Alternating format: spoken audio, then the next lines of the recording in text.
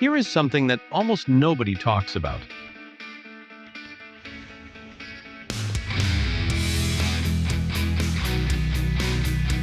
When King Crimson recorded Red in 1974, everything sounded controlled, precise, almost flawless. But underneath that, something was very wrong. Not in the playing, not in the sound, something behind it.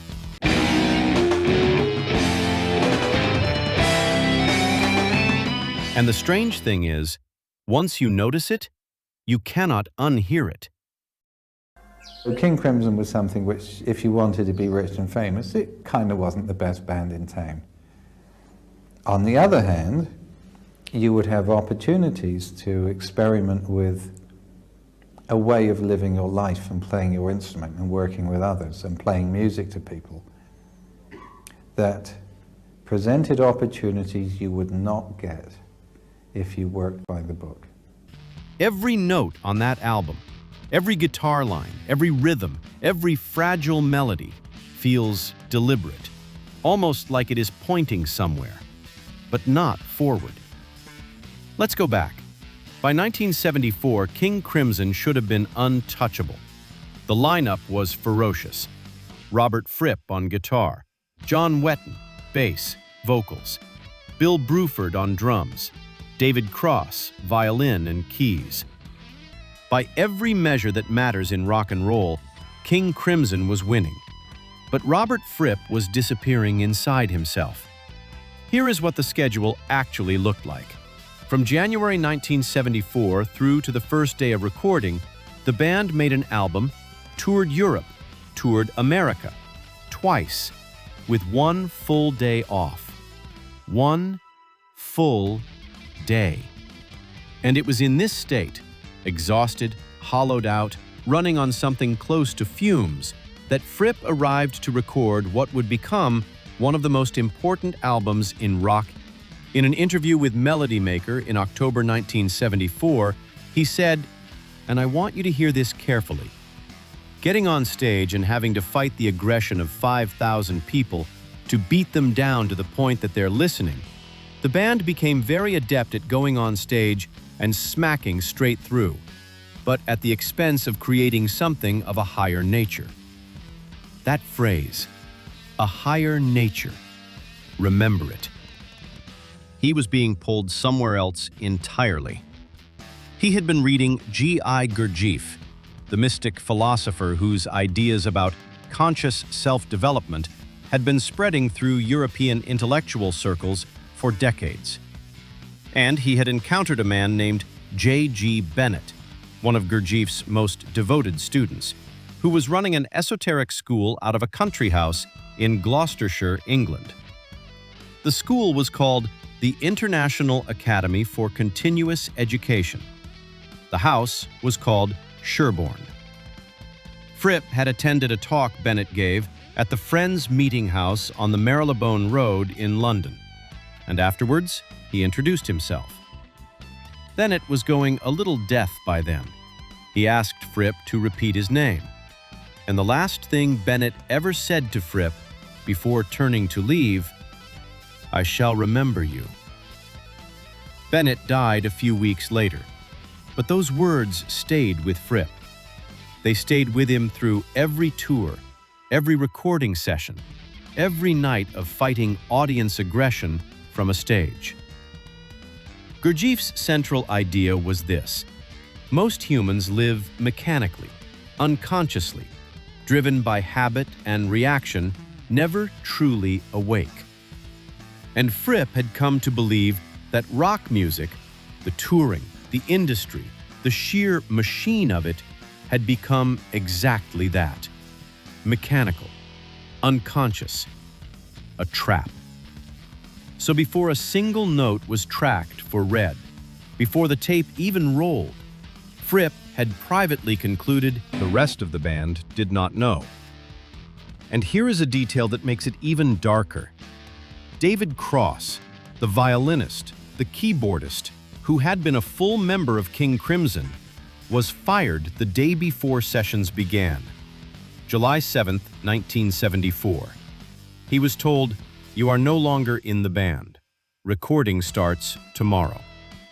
So when the three remaining members, Fripp, Wetton, Bruford, walked into Olympic Sound Studios in Barnes, London, on the 8th of July 1974, one of them already knew the end had come. One had just had his chair pulled from under him. And one was pouring everything he had into a record he thought was a beginning. You are Bill Bruford. You are John Wetton. You are giving everything. And the man steering the ship has already decided to sink it. On July 24th, just over 2 weeks into recording, Fripp wrote in his diary, "Argument with Bill Bruford. Bill says they might as well get a session guitarist." He read those words himself in a 2026 interview with Guitar World. 52 years later, still raw enough to quote. Now, here is where it gets stranger. For Red, Fripp made a deliberate choice, a ceremonial one almost. He invited former members back into the studio. Ian MacDonald, who had been there at the very beginning, the founding lineup, the very first album in 1969, came back to play saxophone and mellotron. Mel Collins, from the Islands era, back. Robin Miller, oboe. Mark Cherig, cornet, back. At the time, critics called it a reunion gesture, a nice touch. But look at it through the lens of what Fripp already knew. This was not a reunion. This was a gathering, a final assembly. He was calling back every significant incarnation of King Crimson for one last ritual before closing the door. A last supper, held in a recording studio, attended by people who didn't know it was the Last Supper. And there was one more ceremony to complete, the cover shoot. The art director was a man named John Kosh, who had worked on Beatles albums and had a feel for images that land like blows. The photographer was Gerard Mankiewicz, but by July 1974, the tensions inside the band had become so severe that no one could agree on a group shot. So Mankiewicz photographed each member separately. Fripp, Wetton, and Bruford alone in the same stark light, and the images were composited together after the fact. 3 men in the same frame who were never actually in the same room. The cover became one of the most striking in the band's history. 3 faces in high contrast, almost chiaroscuro, like a painting of men who know something the viewer does not. Bill Bruford later said, "I totally loved that cover. It suited the particular feel of the album. These 3 fairly stern faces, obviously in some kind of relationship. The good, the bad, and the ugly, appearing so starkly on the front. It suited the entire vibe so very well." Robert Fripp had a different reaction. "I loathed the session," he said, and was ill at ease with all of it.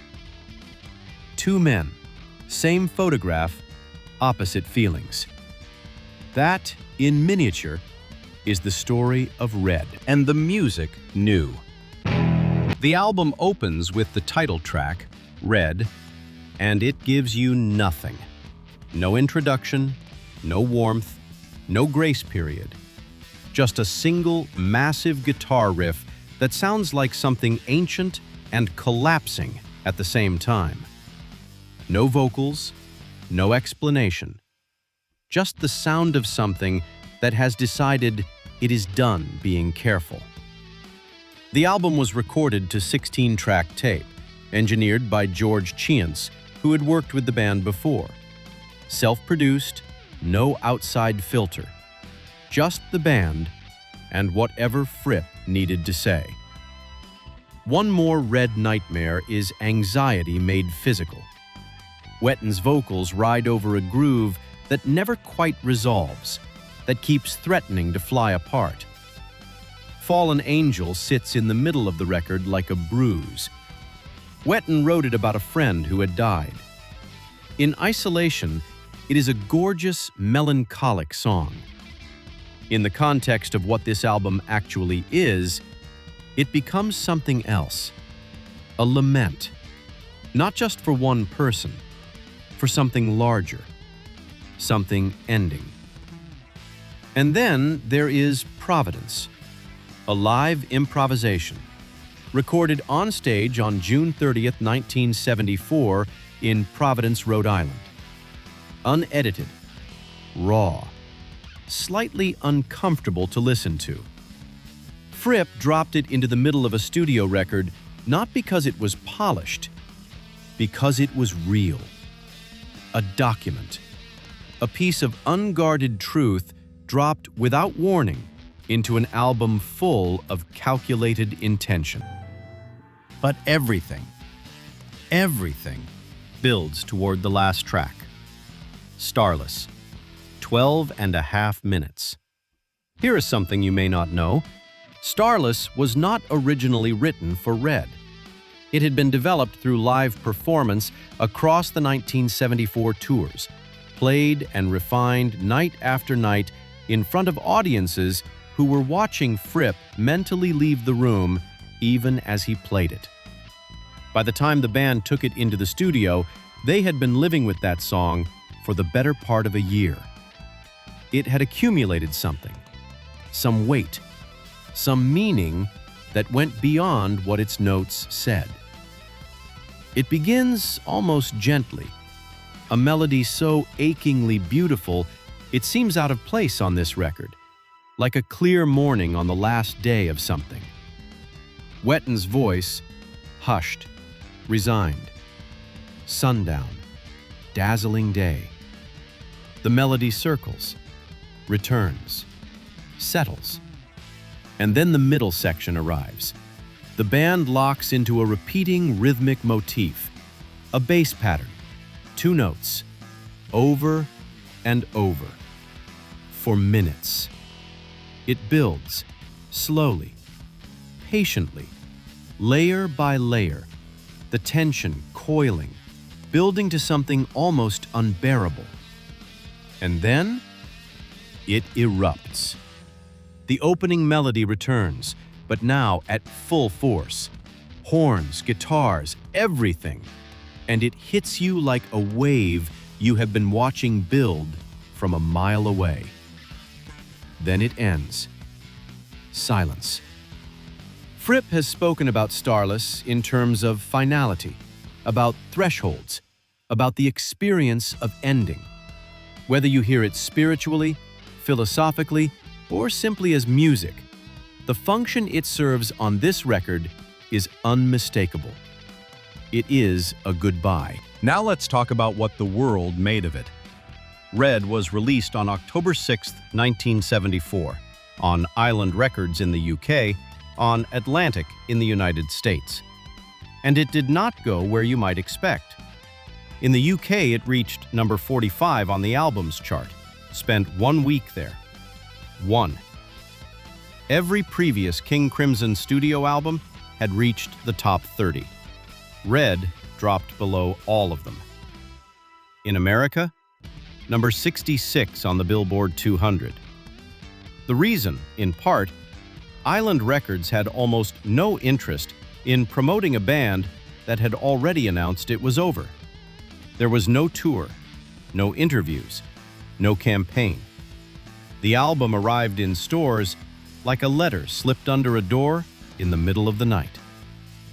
But critics, some of them, paid attention.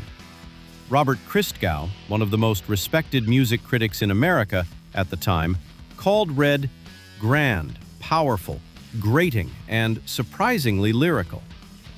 He wrote that it does for classical rock fusion what John McLaughlin's Devotion did for jazz rock fusion. And in later decades, as the album aged, as the world caught up, the reassessment became something close to reverence. Greg Kot, writing in the Chicago Tribune, called Red progressive rock's finest hour. Sean Murphy, writing for Pop Matters in 2023, put it this way: "If ever a rock album could be said to invoke Poe's famous unity of effect theory, Red remains one of the most fully felt, affecting artistic statements in the genre." AllMusic gave it 5 stars. No caveats, no reservations. 5. And Pitchfork, not exactly a publication known for embracing prog, ranked Red at number 72 in their list of the 100 greatest albums of the 1970s. The 1970s, an entire decade. Number 72. From an album that charted for 1 week and was never promoted. But let's return, one final time, to September 1974. Before the album was even in stores, Fripp dissolved King Crimson. September 20th, 1974. He didn't hold a press conference. He didn't release a statement. He didn't stage a farewell tour. He placed a small classified advertisement in the music paper Melody Maker. A classified ad, the kind you use to sell a second-hand amplifier. It read, in effect, "King Crimson has disbanded." No explanation, no ceremony, no goodbye. Just a few lines of cold text in a column nobody was looking at. Then, a month later, at the New York offices of Atlantic Records, a journalist asked him directly, "Is it really over?"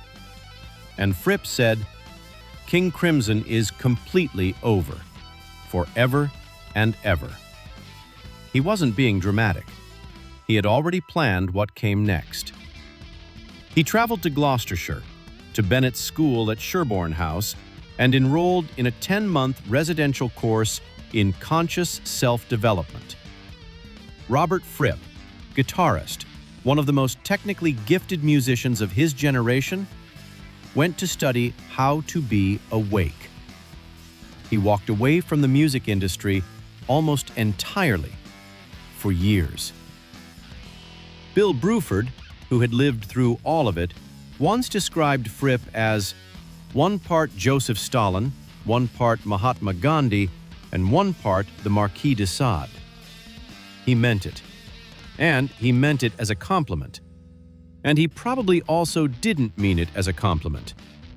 That's the thing about Fripp. He contains multitudes that don't resolve.